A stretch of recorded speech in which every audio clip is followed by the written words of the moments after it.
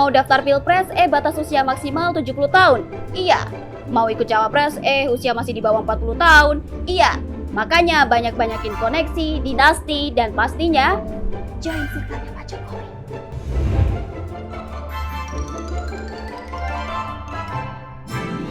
Pemilu kurang dari 100 hari lagi. Harusnya sih para paslon ini lagi berlomba-lomba ya buat ngambil hati. Malah dibawa darah tinggi. Gara-gara aturan main diganti sendiri.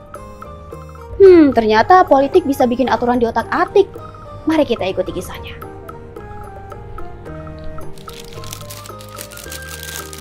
Ya, polemik soal batas usia capres-cawapres masih terus disorot masyarakat. Gimana enggak? Orang udah mendekati deadline pendaftaran pemilu, tiba-tiba aturannya direvisi.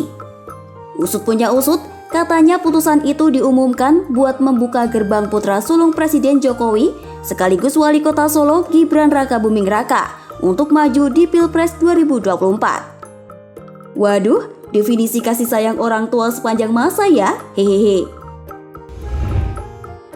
MK mutusin buat mengubah batas usia capres-cawapres, di mana seseorang yang belum berusia 40 tahun kini bisa melenggang di Pilpres 2024. Tapi, ada syaratnya nih guys. Syaratnya sih gampang-gampang susah. Yang penting ada uang, semuanya sah. Maksudnya syaratnya orang itu sudah punya pengalaman jadi kepala daerah atau jabatan lain yang dipilih melalui pemilu. Ya, kita tahulah ya, Gibran yang berusia 36 tahun itu kini menjabat sebagai Wali Kota Solo. Jadi atas dasar itu Gibran dinilai udah punya tiket buat maju Pilpres. Sehingga tokoh atau figur tersebut dapat saja dikatakan telah memenuhi syarat derajat minimal kematangan dan pengalaman, minimum degree of maturity and experience, karena terbukti pernah mendapatkan kepercayaan masyarakat, publik, atau kepercayaan negara. Ada yang pro dan pastinya ada yang kontra sama keputusan MK ini. Ada yang bilang buat balas dendam sama Megawati, ada yang bilang biar bisa main politik dua kaki, ada yang bilang juga buat mempertahankan dinasti. Seru juga main monopolinya. Mau ikut bikin kartu anggota hihi. Ruwet.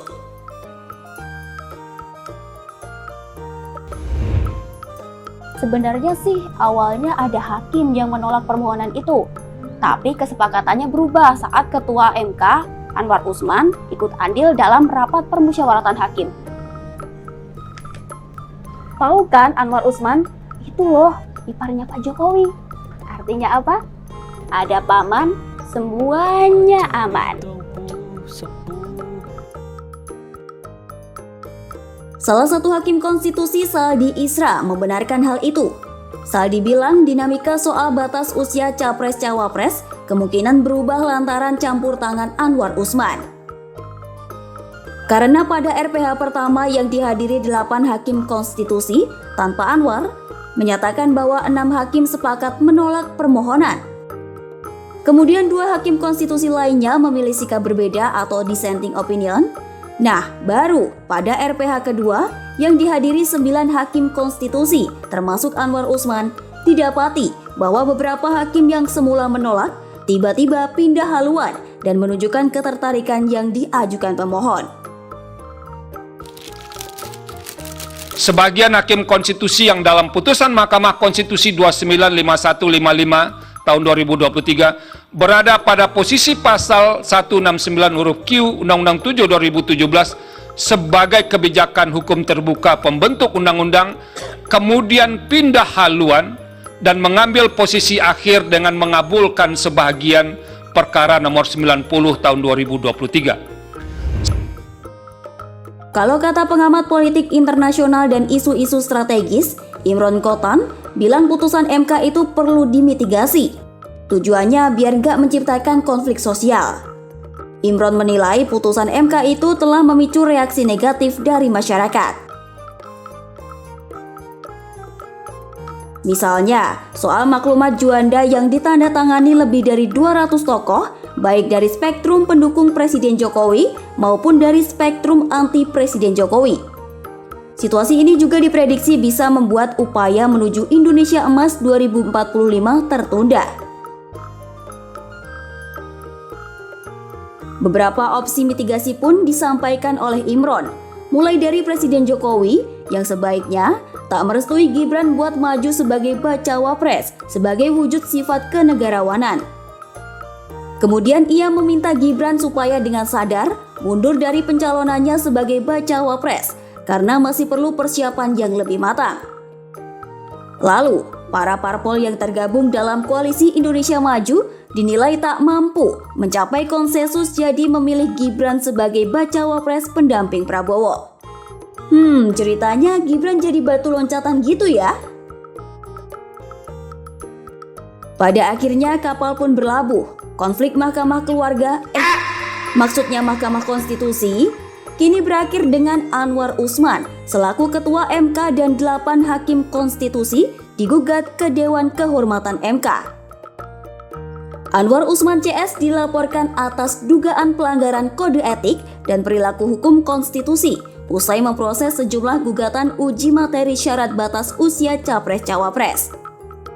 Gugatan itu dilayangkan karena putusan tersebut syarat akan keganjilan. Kalau dilihat dari kaca pembesar sih, kemungkinan banyak celah penyalahgunaan jabatan dalam pemutusan perkara ini. Oh no! Apalagi Anwar Usman dan beberapa hakim disebut jadi kompor nih bagi para hakim yang awalnya menolak perkara tersebut. Meski banyak digugat, Anwar Usman gak merasa ciut. Ia justru menanggapi laporan tersebut secara santai kayak di pantai. Hehehe. Anwar menilai banyaknya gugatan yang dilayangkan kepadanya menjadi sebuah hal yang wajar. Ya, karena dia kan ketua MK. Terus akibat pelaporan ini Anwar diperiksa sebanyak 2 kali sama Mahkamah Kehormatan. Keriuhan politik yang kian meradang bikin Presiden Jokowi ikut komentar nih guys. Apalagi ini nyangkut salah satu anggota keluarganya. Jokowi bilang memang semestinya Pilpres itu pertandingan antar keluarga sendiri. Kalau kata Pak Ade sih cerita Pilpres 2024 ini kayak drakor atau sinetron yang banyak dramanya. Emang boleh sedrakor itu ya Pak? Hehehe.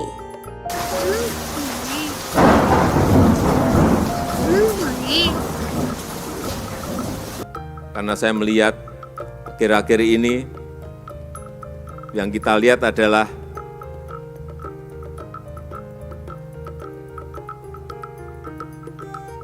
terlalu banyak dramanya, terlalu banyak drakornya, terlalu banyak sinetron yang kita lihat. Kata Jokowi, harusnya politik itu pertarungan gagasan, bukan pertarungan perasaan. Jadi, no baper-baper klub ya guys, hehehe. Soalnya kalau udah baper terus mau diseriusin, tiba-tiba dilaporin. Polemik MK kini berada di ujung cahaya.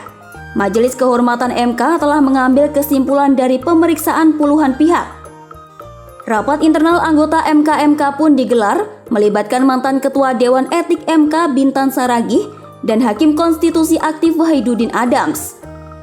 Ketua MK Jimli Asidik bilang semua kesaksian telah didengar, di mana Usman jadi hakim yang terbanyak dilaporkan. Total ada 11 isu pelanggaran etik yang diproses MK saat ini. Wait. Ada satu poin nih yang jadi sorotan. Anwar Usman ketahuan bohong. Kebohongan ini terendus saat Anwar sempat mangkir dalam RPH yang digelar pada 19 September 2023. Nah, saat RPH tanpa Anwar yang merupakan ipar Jokowi, Mahkamah menolak gugatan. Tapi di RPH berikutnya, Anwar hadir dan mengaku tak ikut RPH pertama karena alasan kesehatan. Dan dengan kehadiran Anwar itu, sikap MK mendadak berbalik. Putusan pun keluar pada 16 Oktober.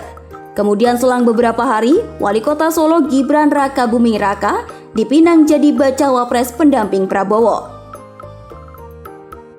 Jimli bilang, mulusnya jalan Gibran ke Pilpres 2024 menunjukkan kalau bangsa Indonesia menganut budaya politik kerajaan. Katanya, Indonesia itu sistemnya republik, tapi kelakuannya kerajaan. Indonesia ini republik, tapi kelakuannya kerajaan. Teori itu diperkuat dengan fenomena semua partai yang mengalami pembiruan darah. Alias, semua partai ya menganut dinasti, jadi nggak perlu mengasingkan satu atau dua partai saja. Tapi setelah pemilu 2024 nanti, apakah sistem republik berkedok kerajaan di Indonesia ini bisa kembali diluruskan? Ibarat ngelurusin baja yang bengkok ya, jadi perlu dipanas-panasin dulu, hehehe. Pada akhirnya kebijakan yang salah juga perlu dikoreksi ya. Kini MK telah berada di ujung jalan buat memutus apakah Anwar Usman CS melanggar kode etik atau tidak. Berbagai saksi diselidiki, bukti rekaman CCTV juga dicek terkait perkara ini. Dan pada kenyataannya, semuanya terbukti. Majelis Kehormatan memutuskan buat memberhentikan Anwar Usman dari jabatannya sebagai Ketua Mahkamah Konstitusi. Anwar terbukti melakukan pelanggaran berat terhadap kode etik dan perilaku hakim konstitusi.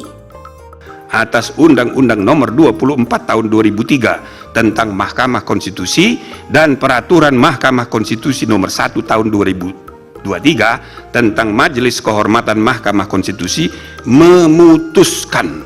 menyatakan hakim terlapor terbukti melakukan pelanggaran berat terhadap kode etik dan perilaku hakim konstitusi sebagaimana tertuang dalam Sabta Karsa Utama, prinsip ketidakberpihakan, prinsip integritas, prinsip kecakapan dan kesetaraan, prinsip independensi, dan prinsip kepantasan dan kesopanan. 2. Menjatuhkan sanksi pemberhentian dari jabatan Ketua Mahkamah Konstitusi kepada hakim terlapor.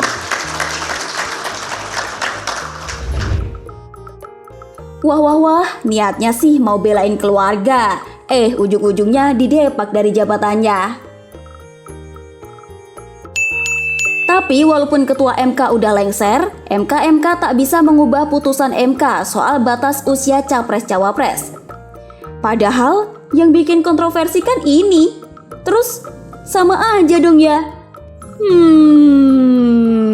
Nggak tahu, tanya yang mau tanya saya. Lika-liku perkara batas usia Capres-Cawapres untuk pemilu kini sudah mencapai hulu. Nyatanya politik yang dinamis ini semuanya bisa terjadi. Sahabat bisa jadi musuh, musuh bisa jadi sahabat.